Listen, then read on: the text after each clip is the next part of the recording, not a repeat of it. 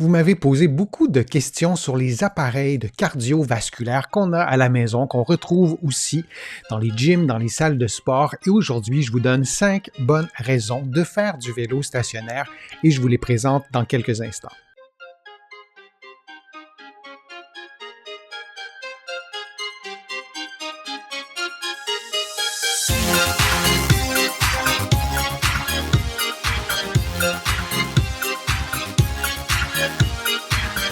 Je suis Denis Fortier. Si vous êtes nouveau ici sur ma chaîne YouTube, je vous conseille de vous abonner en cliquant sur le coin inférieur droit de l'écran. Je vous invite aussi à activer les notifications.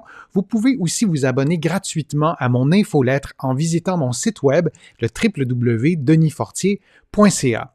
Maintenant, le vélo stationnaire, c'est un appareil qui est relativement abordable, qu'on peut aussi trouver dans toutes les salles de sport, dans tous les gyms, et vous m'avez posé des questions sur cet appareil-là, si ça valait la peine de faire du vélo stationnaire et quels étaient aussi les avantages de faire du vélo stationnaire, et je vous en présente aujourd'hui. Je vous donne 5 bonnes raisons de faire du vélo stationnaire, peut-être un peu plus souvent. La première bonne raison, elle est vraiment très simple. Le vélo stationnaire s'intègre facilement à une routine, s'intègre facilement à des habitudes de vie, parce que vous pouvez avoir le vélo tout simplement chez vous. D'ailleurs, il y a vraiment beaucoup de mes patients qui ont déjà un vélo stationnaire à la maison qui ne sert pas, et de se le réapproprier, ça peut être une bonne idée.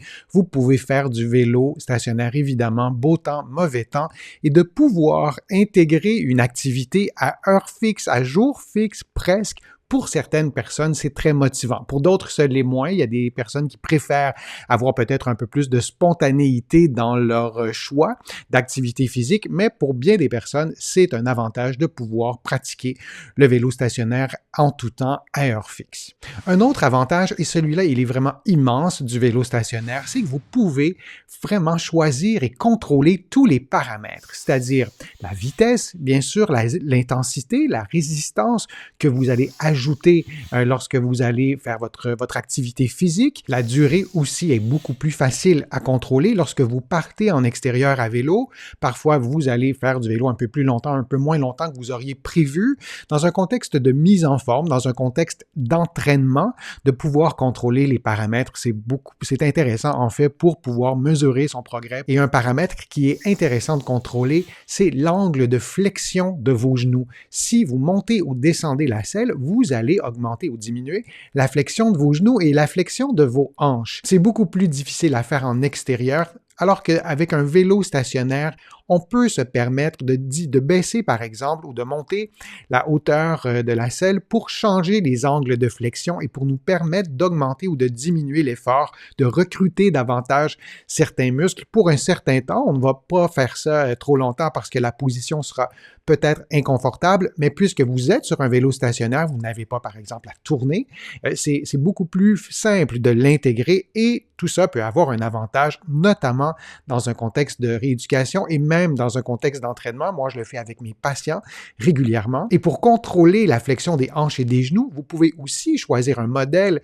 de vélo stationnaire dans lequel vous êtes un peu plus en position assise, comme sur une chaise, ou des vélos stationnaires plus conventionnels où vous allez être placé vraiment comme sur un vrai vélo. Un autre avantage du vélo stationnaire, c'est que les impacts sur vos articulations sont moindres.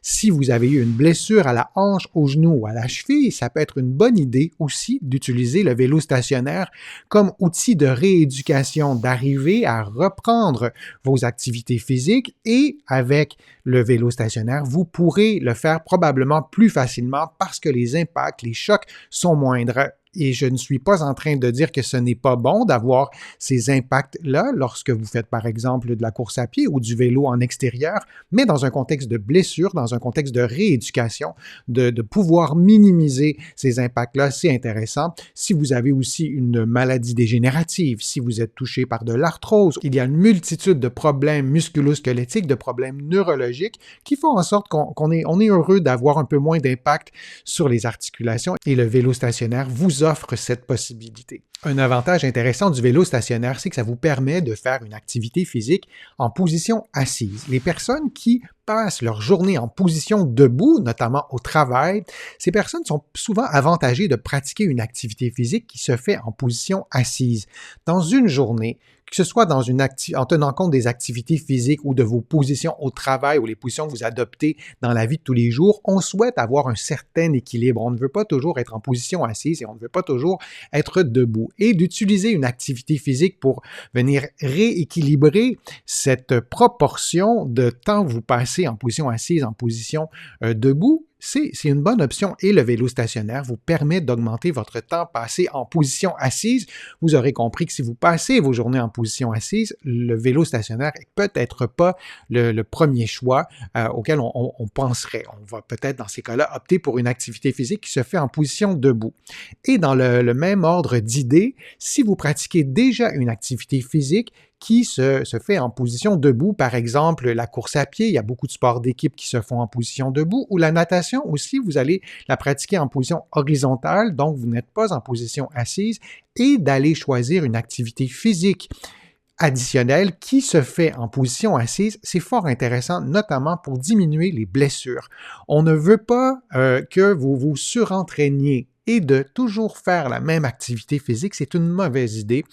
On le suggère très fortement chez les enfants, chez les adolescents aussi, de ne pas faire qu'une seule activité physique de façon très intensive. Et lorsqu'on ajoute une deuxième activité, ne serait-ce que pour recruter différents muscles, on va essayer de choisir une activité qui est complémentaire, notamment qui ne se pratique pas dans la même position que l'activité première. Et donc, le vélo stationnaire vous permet de diversifier vos positions, particulièrement pour les personnes qui font beaucoup d'activités physiques et qui font surtout une seule activité physique. Un avantage auquel on ne pense pas très souvent, mais le vélo stationnaire permet aux personnes à mobilité réduite, aux personnes qui sont atteintes de problèmes dégénératifs, qui ont perdu par exemple de l'équilibre, peut-être en raison de l'avancée en âge, peut-être en raison d'un accident, d'un AVC, peu importe, et c'est absolument un outil extraordinaire pour se réapproprier l'activité physique, pour retrouver des capacités cardiovasculaires qui sont essentielles à la qualité de vie. Alors, si c'est votre cas,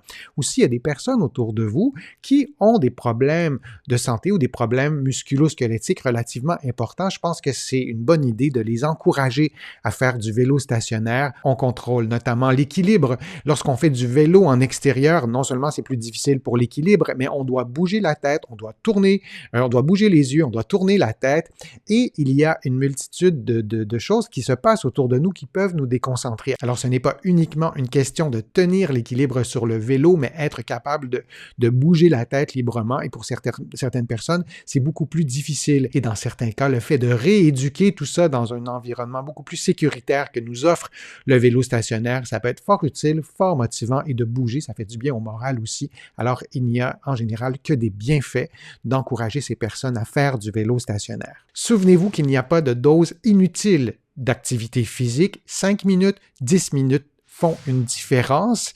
On souhaite s'approcher de 30 minutes par jour, 5 jours par semaine, mais si cela est au-delà de vos capacités, au-delà de vos envies aussi, souvenez-vous que 5-10 minutes par jour, ça vous apporte des bienfaits sur votre santé physique, mais aussi sur votre santé mentale. Il ne faut surtout pas négliger cet aspect essentiel de la santé. Un dernier conseil lorsque vous faites du vélo stationnaire, moi, je vous suggère de prendre soin tout de suite de votre motivation. Ce n'est peut-être pas l'activité la plus distrayante de faire du vélo stationnaire pendant 30 minutes. Ça peut être une bonne idée d'écouter de la musique en même temps, de regarder un film, d'avoir une activité parallèle pendant que vous faites le vélo stationnaire pour soutenir votre motivation et de pouvoir intégrer l'activité physique à vos activités du quotidien, et de cette façon-là, ça deviendra peut-être une habitude, et dans ces contextes-là, ça devient plus facile de pratiquer l'activité régulièrement et sur une période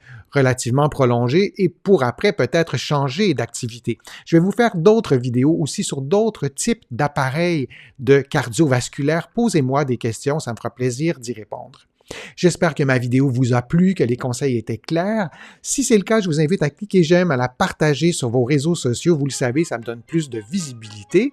Je vous invite aussi à visiter mon site web, le www.denisfortier.ca. Vous allez trouver une mine de renseignements. Il y a aussi beaucoup d'informations qui sont disponibles dans mes livres. Vous allez les trouver facilement partout au Canada, en librairie et sur le web. J'ai le privilège d'être distribué partout à travers le monde. Mes livres sont notamment disponibles en France, là aussi en librairie et sur le web. Je suis Denis Fortier.